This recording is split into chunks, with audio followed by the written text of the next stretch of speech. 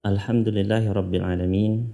Wassalatu wassalamu ala ashrafil anbiya'i wal mursalin Nabiina Muhammadin wa ala alihi wa ashabihi wa man tabi'ahum bi ihsanin ila yaumiddin. Ikhwan fiddin rahimani wa rahimakumullah.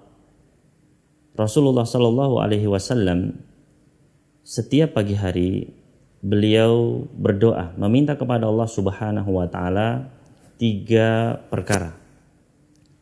Beliau mengucapkan, Allahumma inni as'aluka ilman nafi'an wa rizqan thayyiban wa amalan mutaqabbala.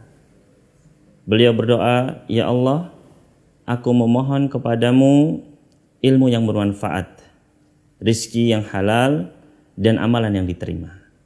Hadis ini sahih diriwayatkan oleh Al-Imam Ibnu Majah di dalam sunan beliau. Ikhwan fiddin rahimani wa rahimakumullah. Yang menjadi pertanyaan kita adalah mengapa Rasulullah SAW menyisipkan di dalam doa beliau, di tengah-tengah doa beliau meminta rizki yang halal.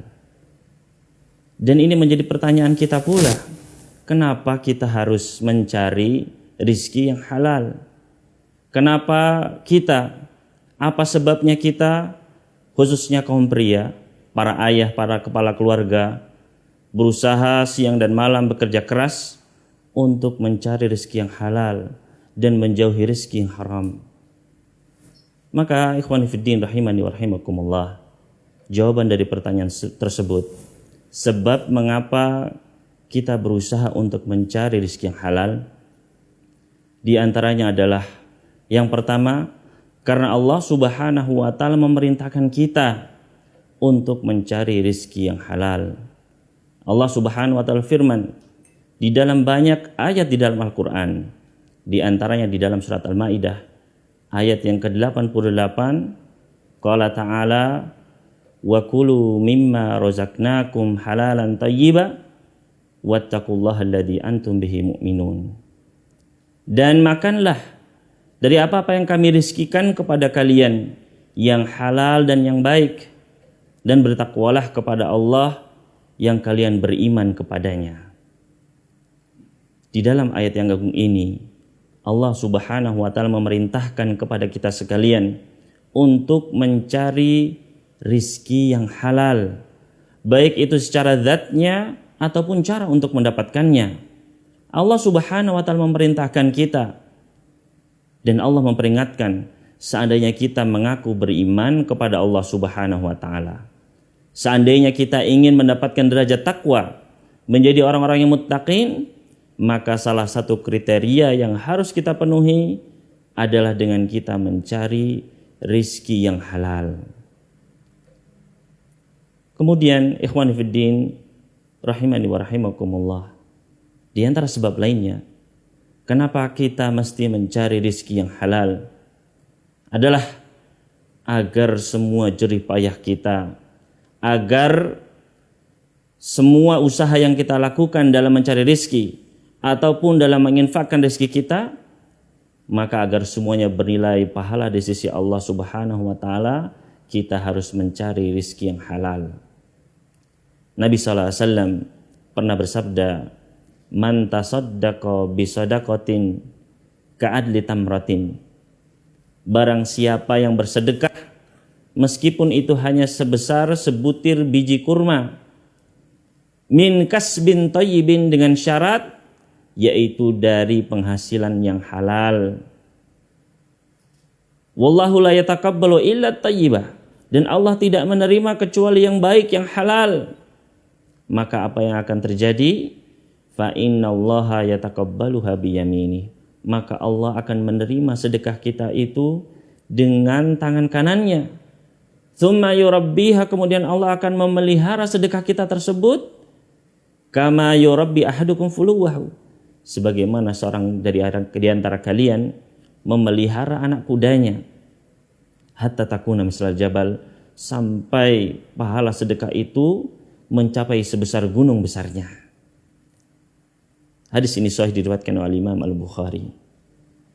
Maka ikhwani fiddin rahimani wa rahimakumullah, apabila kita ingin sedekah yang kita sedekahkan dari harta kita, kita bersedekah kepada masjid, kita bersedekah untuk dakwah, atau kita mengirimkan uang kepada orang tua kita, atau membantu saudara-saudara kita, atau berinfak kepada orang miskin yang membutuhkan, maka agar semuanya bernilai pahala harus dengan rizki yang halal.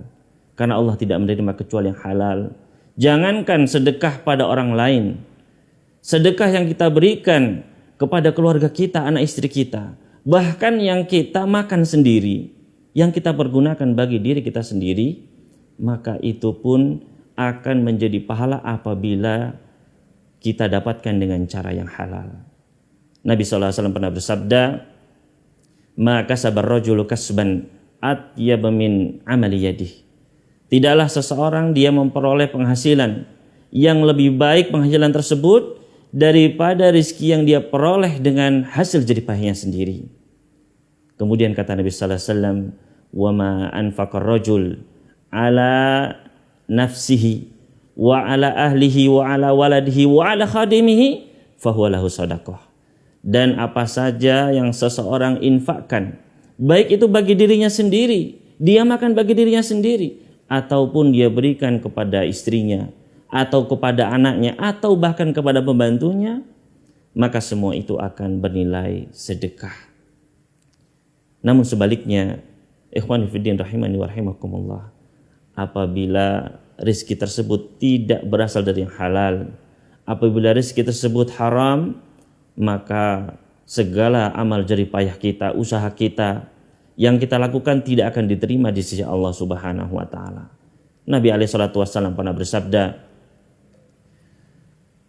"Innallaha thayyibun la yaqbalu illa thayyiban." Sesungguhnya Allah itu maha baik dan tidak menerima kecuali yang baik, kecuali yang halal. Wa innallaha amara al-mu'minina bima amara bihil mursalin. Dan Allah memerintahkan orang-orang beriman dengan apa yang diperintahkan kepada para rasul. Allah Subhanahu wa taala firman, "Ya ayyuhar rusul, kulu minat thayyibati wa'malu shalihan."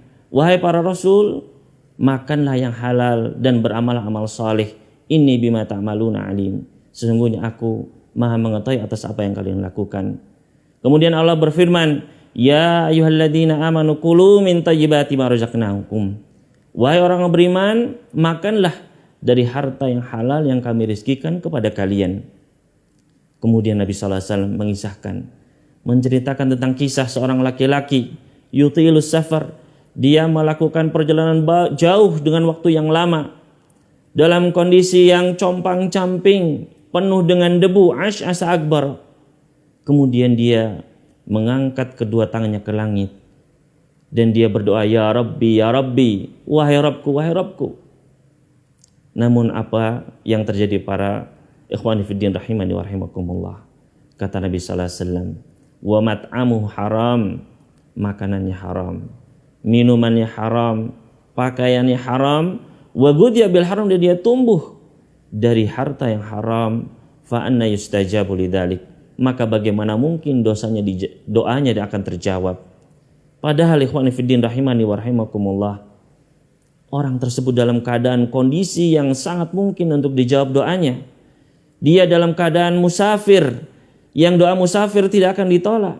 Dia dalam keadaan sangat membutuhkan, mutar, yang doanya tidak akan ditolak. Bahkan dia mengangkat kedua tangannya, padahal Allah malu apabila tidak menjawab doa orang yang mengangkat kedua tangannya berdoa kepada Allah. Dan dia bahkan bertawassul dengan nama Allah Asmaul Husna, "Ya Rabbi, ya Rabbi." Yang Allah pasti akan menjawab doa orang yang memanggilnya dengan namanya. Namun semua itu tidak bermanfaat, semua itu tertolak. Karena apa? Karena rizki yang haram. Maka inilah di antara sebab kenapa kita harus mencari rizki yang halal, agar semua amal ibadah kita, agar semua doa kita dijawab oleh Allah Subhanahu wa taala.